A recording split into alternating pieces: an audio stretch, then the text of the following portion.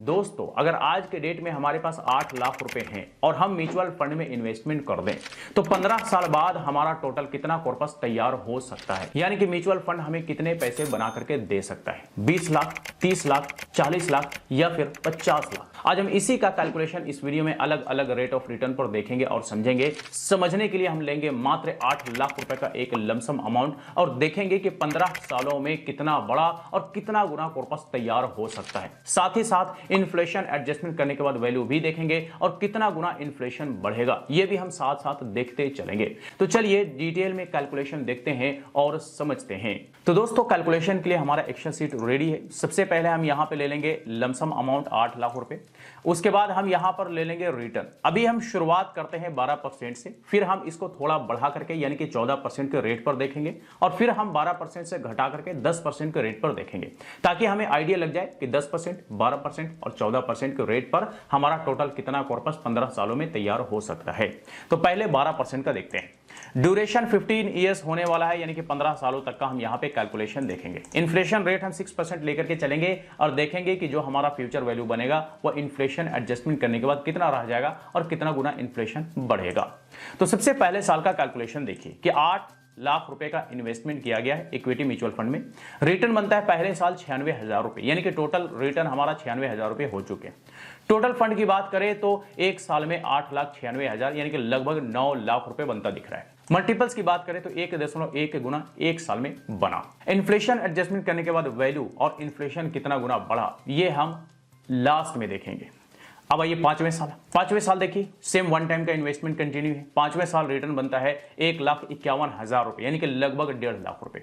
Total return की बात करें तो 5 सालों में 6,09,873 यानी कि 6,10,000 रुपए का टोटल रिटर्न बनता दिख रहा है। टोटल फंड की बात करें तो 5 सालों में 14 लाख रुपए बनता दिख रहा है, जो कि मल्टीपल्स है 1.8, यानी कि 1.8 गुना हमारा जो है इन्वेस्टमेंट वो 5 सालों में बनता दिख रहा है। यानी हम कह सकते हैं कि 6 से 7 सालों में हमारा इन्वेस्टमेंट डबल हो सकता है।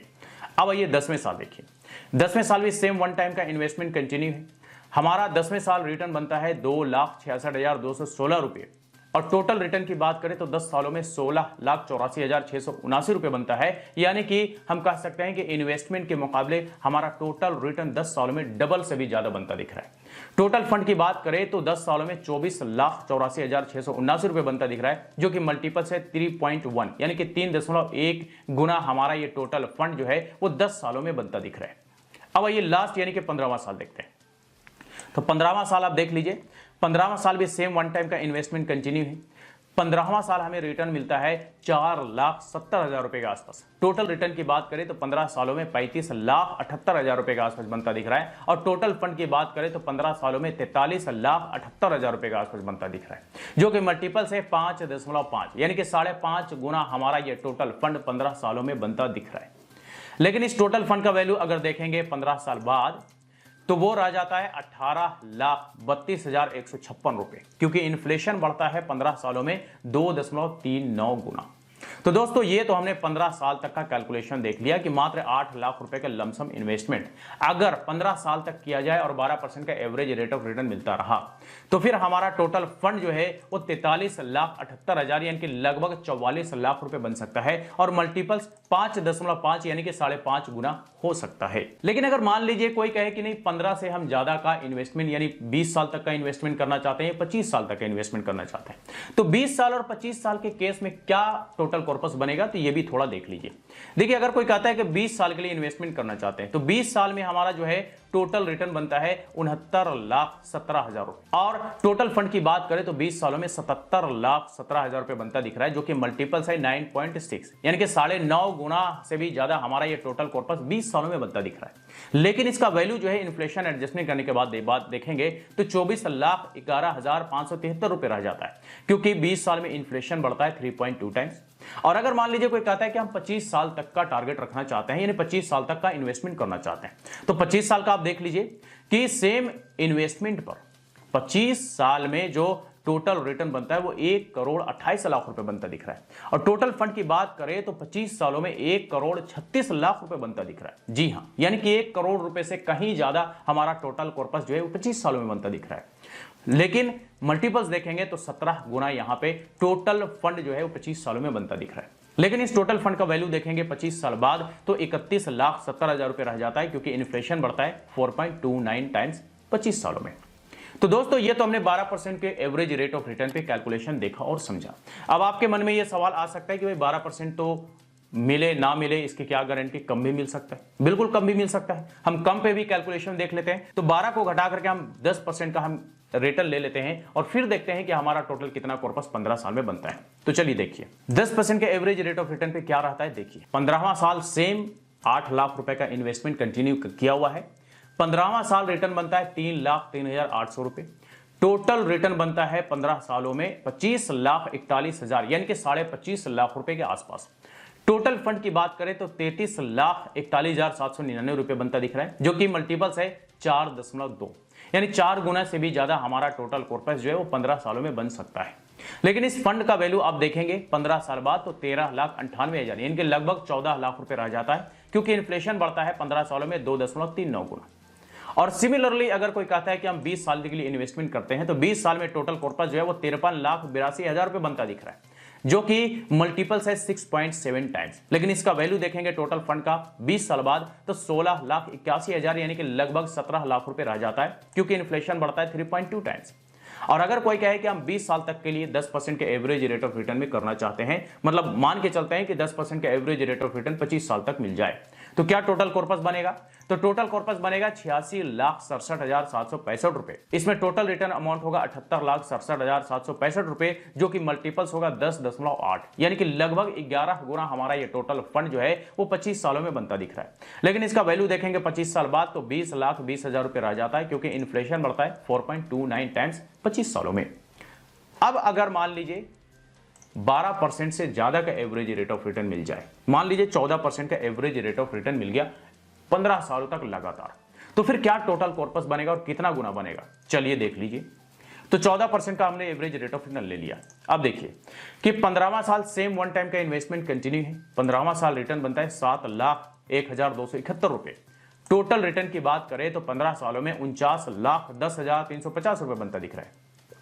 टोटल फंड की बात करें तो 15 सालों में 57,10,350 रुपए बनता दिख रहा है, जो कि मल्टीपल से 7.1 यानी 7 गुना से भी ज्यादा हमारा ये टोटल फंड 15 सालों में बनता दिख रहा है।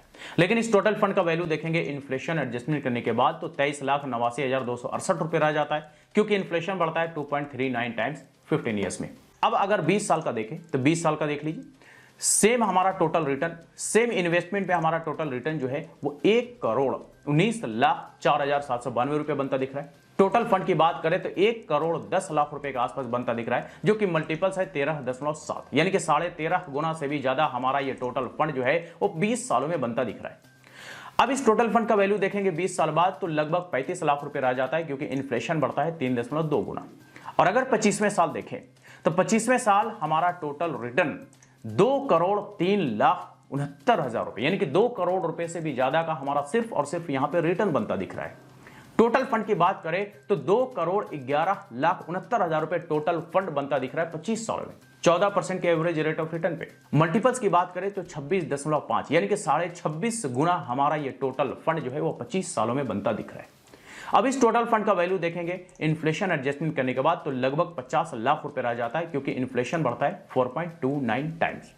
तो दोस्तों ये हमने यहां पे अलग अलग रेट ऑफ रिटर्न पे कैलकुलेशन देखा 10%, 12% और 14% पे कि कितना टोटल कॉर्पस 15 साल, 20 साल और 25 साल में बन सकता है। तो हम यहां पे वापस से 12% के एवरेज रेट ऑफ रिटर्न पे आ जाते हैं और देखते हैं कि हमारा जो टोटल फंड 25 सालों में 1,36,00,000 रुपए जो बना है, दरअसल इस पर हमें कुछ टैक्स वगैरह भी देना होता है। टैक्स हमें टोटल फंड में से नहीं देना होता है, बल्कि टैक्स हमें सिर्फ और सिर्फ कैपिटल गेन में से देना होता है। तो कैपिटल गेन क्या होता है, इसके लिए हम यहां पे एक छोटा सा कैलकुलेशन देखते हैं। कैलकुलेशन में हम लेते हैं सबसे पहले टोटल फंड अमाउंट, उसके बाद हम यहां पर लेते हैं टोटल इन्वेस्टमेंट अमाउंट। तो टोटल इन्वेस्टमेंट अमाउंट जैसे ही लेंगे तो माइनस होकर के हमारा कैपिटल गेन निकल करके आ गया है। कैपिटल गेन है 1,28,52,000 रुपए, जो कि आप सेम यहां पर देख सकते हैं। तो आप टोटल रिटर्न कहिए, कैपिटल गेन कहिए, टोटल प्रॉफिट कहिए, बात एक ही है। और इसी कैपिटल गेन पर हमें टैक्स वगैरह देना होता है। अगर हमारा लॉन्ग टर्म का इन्वेस्टमेंट है तो LTCG रेट पे, और अगर हमारा शॉर्ट टर्म का इन्वेस्टमेंट है तो STCG रेट पे। अभी LTCG का रेट और STCG का रेट क्या है, चलिए थोड़ा सा डिटेल में जानते हैं। तो देखिए, अगर हम कोई शॉर्ट टर्म के लिए इन्वेस्टमेंट करते हैं, लेट्स से हमने 1 साल के अंदर अंदर इन्वेस्टमेंट किया और रिडीम कर लिया, बेच दिया, तो जो भी कुछ हमारा प्रॉफिट बनता है 1 साल के अंदर अंदर उस प्रॉफिट पर यानी कि उस कैपिटल गेन पर हमें 20% के रेट पर short term capital gain tax देना होता है।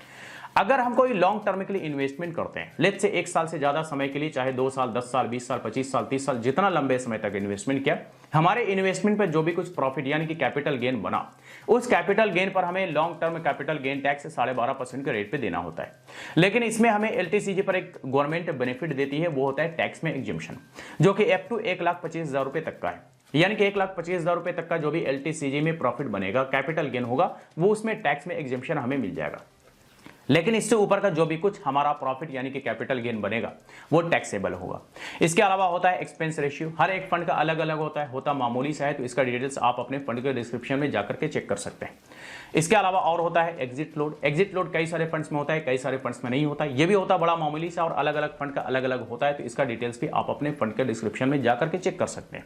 यानी कि इन सारे खर्चों के बारे में आपको आपके फंड के डिस्क्रिप्शन में देखने को मिल जाएगा कि क्या क्या खर्चे हैं और कितने कितने खर्चे हैं। तो दोस्तों, ये हमने यहाँ पे एक छोटा सा आसान भाषा में लमसम इन्वेस्टमेंट का कैलकुलेशन देखा और समझा कि मात्र 8 लाख रुपए का एक लमसम इन्वेस्टमेंट 15 साल में प्लस 5 और प्लस 5 यानी कि 15 साल, 20 साल और 25 साल में हमारा कितना टोटल कॉर्पस तैयार हो सकता है और कितना गुना कॉर्पस बन सकता है। अलग अलग रेट ऑफ रिटर्न पे हमने यहां पे कैलकुलेशन देखा और समझा, साथ ही इन्फ्लेशन एडजस्टमेंट करने के बाद वैल्यू भी देखा और कितना गुना इन्फ्लेशन बढ़ता है ये भी साथ साथ हमने देखा। तो आई होप कि इस कैलकुलेशन से ये क्लियर हो गया होगा कि कैसे एक लमसम इन्वेस्टमेंट जो है वो लॉन्ग टर्म में हमें कितना बड़ा और कितना गुना कॉर्पस तैयार करके दे सकता है। तो बस यही कुछ था आज की इस वीडियो में। इससे रिलेटेड अगर फिर भी कोई सवाल हो, क्वेरी हो, तो आप हमें कमेंट करके पूछ सकते हैं। फिर मुलाकात होती है किसी नई वीडियो के साथ, तब तक के लिए बाय बाय।